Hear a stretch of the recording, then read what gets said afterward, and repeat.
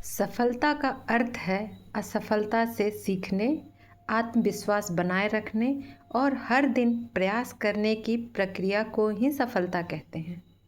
नमस्कार दोस्तों, मैं हूँ ज्योति सिंह और आज हम पढ़ेंगे आधुनिक भारतीय इतिहास। आधुनिक भारतीय इतिहास मतलब आधुनिक भारत का इतिहास। इसके जो इम्पोर्टेंट क्वेश्चन होंगे यानी कि 2015 से और 25 के बीच वाले क्वेश्चन हम देखते हैं। ठीक है, चलिए शुरू करते हैं।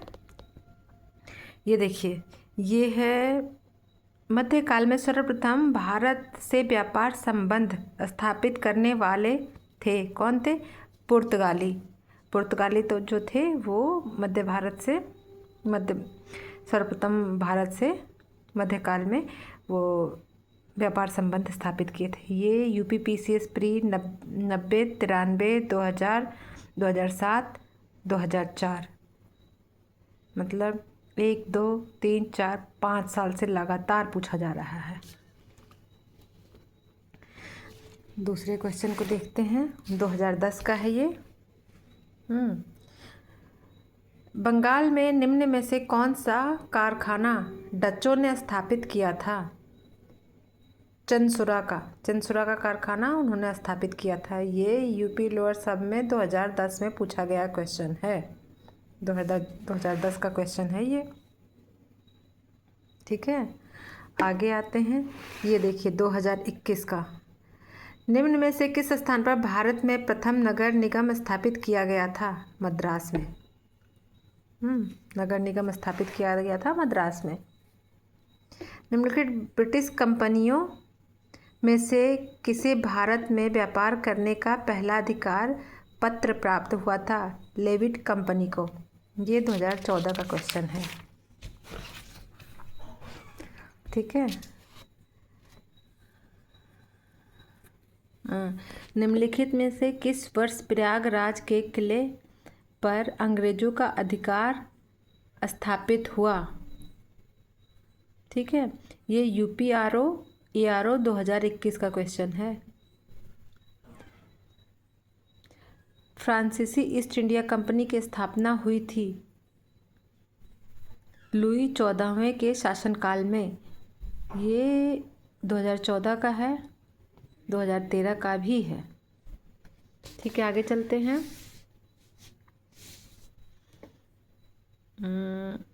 आज पढ़ते हैं ईस्ट इंडिया कंपनी और बंगाल के नवाब। ठीक है, ये क्वेश्चन पढ़ते हैं। निम्नलिखित में से कौन एक मुगल सम्राट द्वारा नियुक्त बंगाल का अंतिम गवर्नर यानी सूबेदार था? मुर्शिद कुली खान। ये यूपीपीसीएस मेन 2013 का है और यूपीआरओ 2021 का क्वेश्चन है। ठीक है, आगे चलते हैं।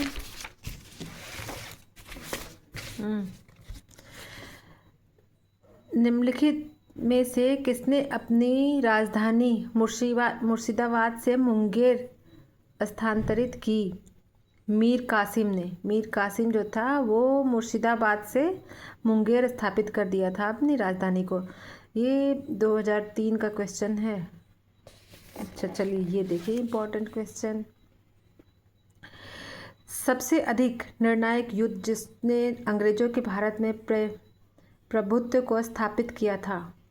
ऐसा युद्ध निर्णायक जिसने अंग्रेजों को भारत के प्रभुत्व में स्थापित किया था, वो बक्सर के युद्ध ने ये किया था। ये यूपीपीसीएस 90, 2003, 2002, 2012, 2016। वाह, क्वेश्चन कितना अच्छा है। 1, 2, 3, 4, 5 साल से 1, 2 साल छोड़ के बार बार पूछा गया क्वेश्चन है, यानी ये इम्पोर्टेंट हो सकता है। बक्सर की लड़ाई के समय बंगाल का नवाब कौन था? मीर जाफर उसका नवाब था और यूपीपीसीएस 2016 का क्वेश्चन है ये। अब आगे चलते हैं। अवध सल्तनत के हिंदू नायब वजीर के संदर्भ में निम्नलिखित कथनों में कौन सा कथन सही है? राजा टिकैत राय नवाब आसफुद्दौला के अर्थ मंत्री थे। अवध के नवाबों के राज्य में सामान्यतया कतिपय हिंदू जातियों के लोगों को उच्च स्थान प्राप्त था। तो पहला सी वाला सही है, पहला और दूसरा दोनों। ये यूपीआरओ 2016 में मेंस में पूछा गया क्वेश्चन है। अब आगे चलते हैं। ये देखिए 2013 का क्वेश्चन है। 2023 का क्वेश्चन पढ़ते हैं। पंजाब के विलय के संबंध में निम्नलिखित में से कौन सा कथन असत्य है? कौन सा कथन असत्य है? 29 मार्च 1849 को गवर्नर जनरल की ओर से घोषणा हुई कि पंजाब राज्य समाप्त हो गया है। बी है, महाराजा दिलीप सिंह के सभी प्रदेश भारतीय ब्रिटिश साम्राज्य का हिस्सा बन गए हैं। सी है, दिलीप सिंह को 2,50,000 वार्षिक पेंशन दे दी गई। उपयुक्त में से कोई नहीं, लेकिन इसका सी सही है, दिलीप सिंह को इतनी की वार्षिक पेंशन दे दी गई है। सी वाला सही है। यूपीआरओ और एआरओ 2023 का क्वेश्चन था ये। आगे चलते हैं। ये देखिए 2015 का क्वेश्चन। प्रथम आंग्ल मैसूर युद्ध 1766 से 69 ईस्वी में कौन विजय हुआ? 66 से 69 तक के में कौन सा विजय हुआ था? तो वो था हैदर अली। हैदर अली विजय हुआ था। ये यूपीपीसी 2015 का क्वेश्चन है। आगे चलिए। निम्नलिखित में से किसने 1755 में डिंडीगुल मैसूर में एक आधुनिक शास्त्रागार की स्थापना की थी? शास्त्रागार की स्थापना की थी वो हैदर अली था। हैदर अली ने काम किया था और ये यूपीपीसीएस 2020 का क्वेश्चन है। ठीक है, आगे चलते हैं। निम्नलिखित भारतीय शासकों में से कौन था जिसने विदेशों में आधुनिक पद्धति से दूतावास स्थापित किए थे? जो टीपू सुल्तान। टीपू सुल्तान जो थे वो आधुनिक पद्धति से दूतावास स्थापित किए थे। यूपीपीसीएस 2011 का क्वेश्चन है ये। चलिए आगे चलते हैं, जल्दी जल्दी चलते हैं, नहीं तो टाइम बहुत तेज भागता है। निम्नलिखित में से कौन एक सुमेलित है? प्रथम आंग्ल मैसूर युद्ध हैदर अली पराजित हुआ था। द्वितीय आंग्ल मैसूर युद्ध हैदर अली ने अंग्रेजों को पराजित किया। तृतीय आंग्ल मैसूर युद्ध टीपू सुल्तान युद्ध जीता और अपना भूभाग अंग्रेजों को नहीं दिया। चतुर्थ आंग्ल मैसूर युद्ध टीपू पराजित किया गया और युद्ध के मध्य दिवंगत हुआ। ये सही है कि टीपू पराजित किया गया और युद्ध के मध्य दिवंगत हुआ। ठीक है, ये 2014 का क्वेश्चन है। ये देखिए 2022 का। निम्नलिखित घटनाओं पर विचार कीजिए और उनको कालक्रमानुसार व्यवस्थित कीजिए। मुदकी का युद्ध, पोर्टो नोवो का युद्ध, शकरखेड़ा का युद्ध, वेदारा का युद्ध। तो इसमें से पहले तीसरा शकरखेड़ा का युद्ध, फिर चौथा वेदारा का युद्ध, फिर दूसरा पोर्टो नोवो का युद्ध, फिर पहला मुदकी का युद्ध। ये 2022 का क्वेश्चन है यूपीपीसीएस का। आगे चलते हैं। ये 2019 का क्वेश्चन है। ये 15 के बाद जितने क्वेश्चंस हैं ना, थोड़े इस टाइप के ही पूछे जाते हैं कि मिलान करो या फिर इनको सही क्रम में लगाओ। ये थोड़ा ध्यान दीजिएगा कि ये क्वेश्चन देख रहे हैं ना कि 2022 में ये कैसे मिलान करो दिया है, फिर ये 2019 में भी मिलान करो ही दिया है। ज़्यादातर मिलान करो ये पूछा जा रहा है। सूची 1 की सूची 2 से सुमेलित कीजिए और सूचियों के नीचे दिए गए कूट से सही उत्तर चुनिए। इलाहाबाद की संधि 1765, मंगलौर की संधि 1784, सालबाई की संधि 1782, मद्रास की संधि 1769 दिया गया है। तो इसमें से सी सही है। चौथा, फिर दूसरा।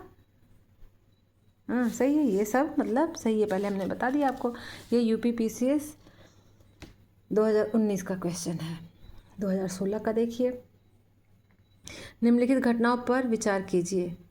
क्लाइव का पुनः भारत आगमन, इलाहाबाद की संधि, बक्सर का युद्ध, वॉरेन हेस्टिंग का भारत का गवर्नर बनना। तो बी वाला सही है। पहले तीसरा बक्सर का युद्ध, फिर है क्लाइव का पुनः भारत आगमन, फिर है इलाहाबाद की संधि, फिर है वॉरेन हेस्टिंग्स का भारत का गवर्नर बनना। ये यूपीआरओ आईआरओ का 2016 का क्वेश्चन है। आगे चलते हैं। अंग्रेजों के विरुद्ध बनारस विद्रोह का नेतृत्व करने किसने किया था? अंग्रेजों के विरुद्ध बनारस विद्रोह का नेतृत्व किसने किया था? तो राजा चेत सिंह ने विद्रोह किया था। ये यूपीआरओ आईआरओ 2021 का क्वेश्चन है। उसके नीचे आते हैं। कलकत्ता में एशियाटिक सोसाइटी की स्थापना के समय बंगाल का गवर्नर जनरल कौन था? Lord Warren Hastings. ये यूपीपीसीएस 2014 का क्वेश्चन है। ये देखिए 2010 का क्वेश्चन। निम्नलिखित में से किस पर ब्रिटिश संसद में महाभियोग का मुकदमा चलाया गया था?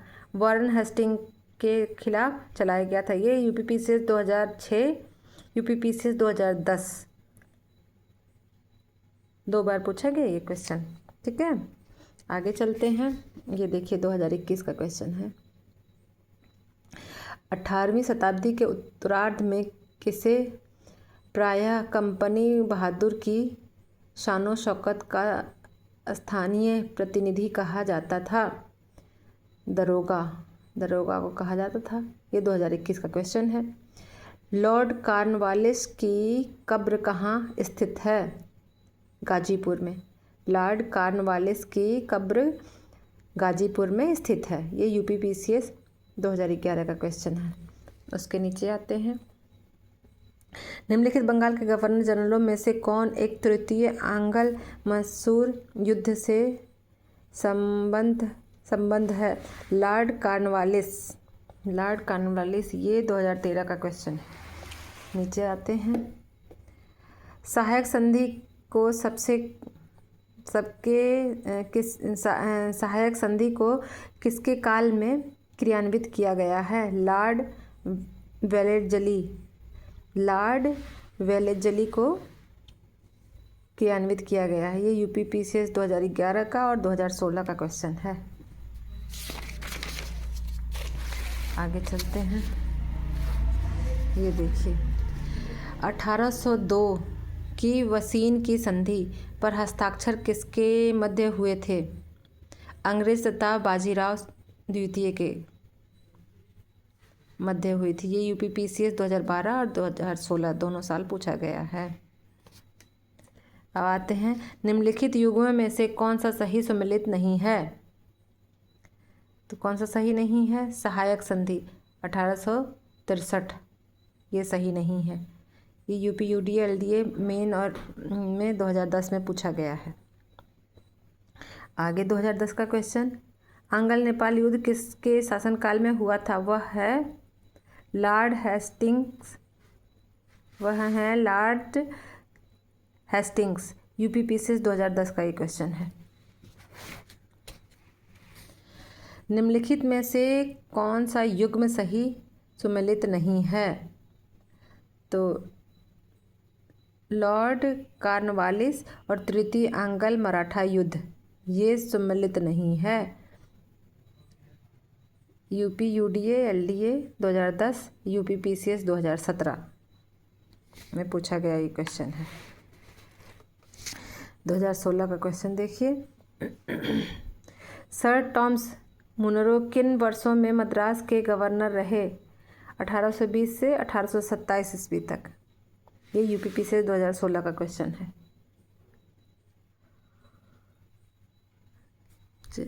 चलिए आगे चलें।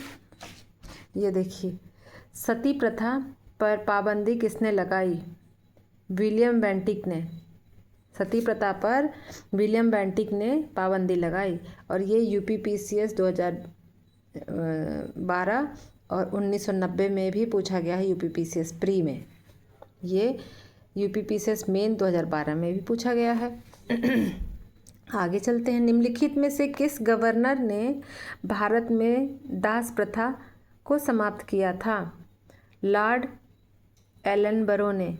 लॉर्ड एलनबरो ने दास प्रथा को समाप्त किया था। ये यूपीयूडीए 2010, ये यूपीपीसीएस 2008, यूपीपीसीएस 2011 इम्पॉर्टेंट क्वेश्चन है।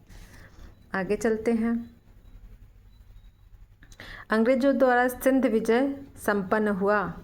सिंध विजय संपन्न हुआ लॉर्ड एलनबरो के समय। लॉर्ड एलनबरो के समय में अंग्रेजों द्वारा सिंध विजय संपन्न हुआ था। ये यूपीपी से 2012 का क्वेश्चन है।